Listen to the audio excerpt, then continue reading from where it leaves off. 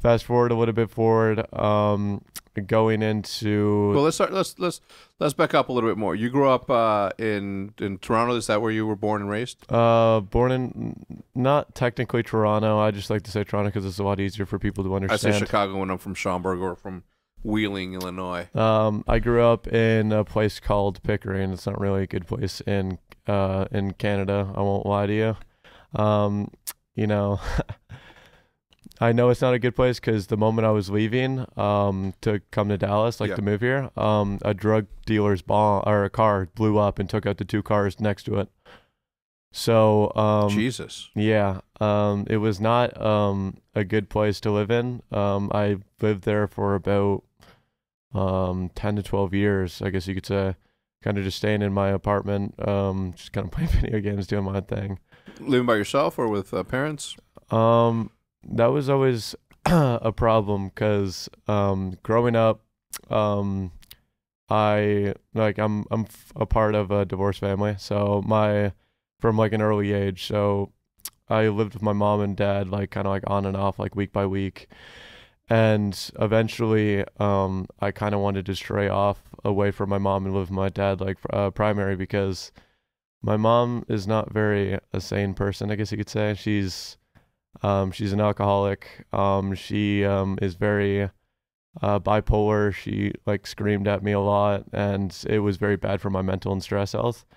So I wanted to go over to my dad. So growing up as a kid, it was always good. My dad was always there for me. Anything that I needed, it Around, was. what was your age around that time? When I moved to my dad. Mhm. So at the age of 16, you're allowed to decide where you want to actually live between divorced parents. Unfortunately, that case, I have an older brother. My older brother left me to go to my dad first. He's 4 years older than me, so at age 12, I had to try to kind of make the best of those situations, like between my mom and my dad, because like if I didn't clean the house, I would get screamed at. If I didn't like clean the house, I probably wouldn't eat that day, or like she wouldn't be happy unless she was either drunk or like actually had alcohol in her, or like I actually cleaned the house and made sure everything was done. I think that was just like I said, just not really good for me, like mentally and stress. So I went to my dad. He was there for me at all times. Was a big factor about my life and like taught me a lot of things, like how to be a good person and like how to like take care of your friends and everything like that. I think the biggest problem with all of that is that my dad is also an alcoholic, Mhm. a huge alcoholic actually.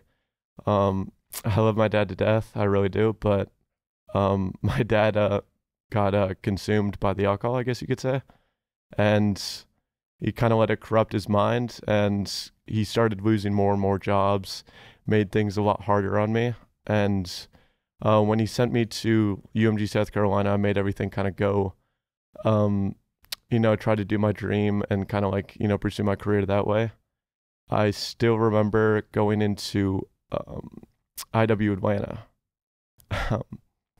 Sorry. Yeah, no, you're good. Take your time. IW Atlanta, I went in with Alec, Preston, myself, and Justin.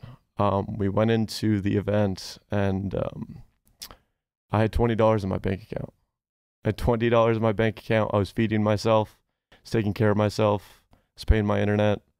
I was trying to help with bills with my dad. I was kind of trying to do all that. Like, it was at that point where I was trying to become, I guess, an adult, like, because I had to. Like, I had $20 in my bank account. I was like also kind of like dressing myself and everything like that. But we went in there, the favorites. We get through we get through pool play. I think we win 3-1 or 4-0. I'm not 100% sure, but we get through. We're first of our group. We go down 0-2 to Splice. We're top 12 guaranteed. I'm sitting there like, we all need this money. Alec and Preston need this money because they're sort of in the same boat as I am. They need this money really badly. I need this money really badly. We go down 0-2 and we're sitting there like, we're going to get top 12 again because we got top 12 at Vegas prior. And we're like, oh my God.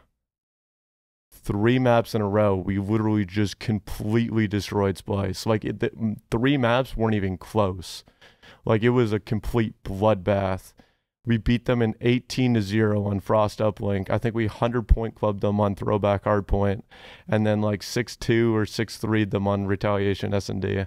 I remember all the maps because it was that bad, and it was that like monumental because like it was just so huge for us. How much did you guys win? 20,000 each. So went in there, beat them, then we beat we beat FaZe last map, and then we played Envy in winners finals because they beat you guys prior.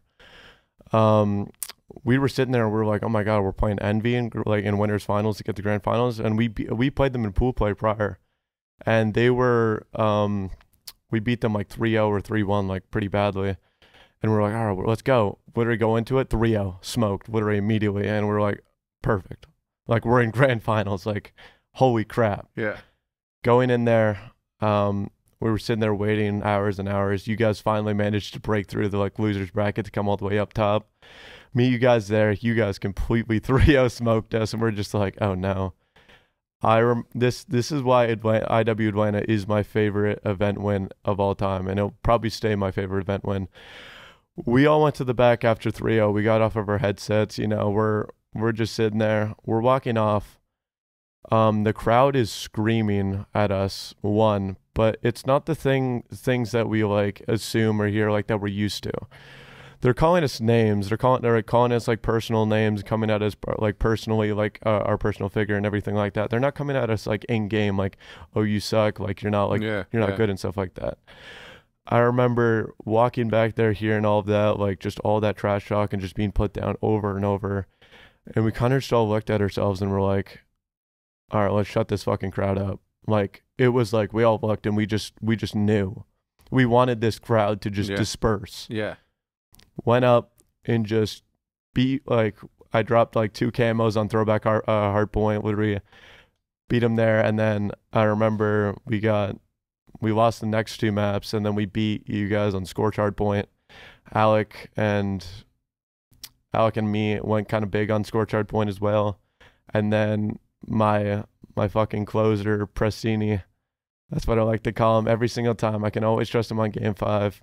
He closed out, and I don't know, I could not believe that feeling right there in that kind of moment, because just like I said, we all needed that money, and it was just like, it wasn't just that $20,000 that we were all happy about.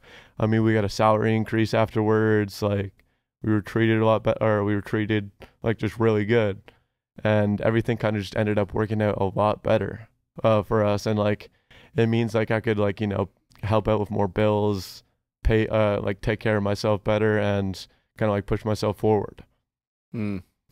Now, in situations like that, obviously you don't get the money right away, right? It's like it's staggered. You gotta wait. Sometimes you gotta wait up to like 60 days to get that money. But you know, having that knowledge that that's coming down the line had to have been some sort of like massive relief for not just you, but also, you know, obviously your dad, and I don't know if your brother was still living there, but being able to help out in situations like that is always like a blessing. Now, when you win something like that, the championship feels good, right? But was it at all overshadowed by the fact that you have this other sort of, you know, money solution that happens where it like which one overtook each other, or was it an equal feeling? Was it an all encompassing just, you know, happiness? For the first 5 minutes, I think it was pure happiness, because just winning and everything like that, being able to forget all the bad things that are happening in my life, I think it was just very mentally refreshing to actually kind of get something good in my life. I do think the kind of like overshadowing fact is once the 5 minutes ended, I realized, okay, I'm back to reality. I have to start doing something with this. I have to start kind of like pushing myself forward. The salary increase was definitely a huge thing, because that was immediate. Like it immediately happened and like helped me with a lot of those things, because like you said, we're not going to get that $20,000 right away. Like that's just not, you know, like reasonable whatsoever to Activision and all that.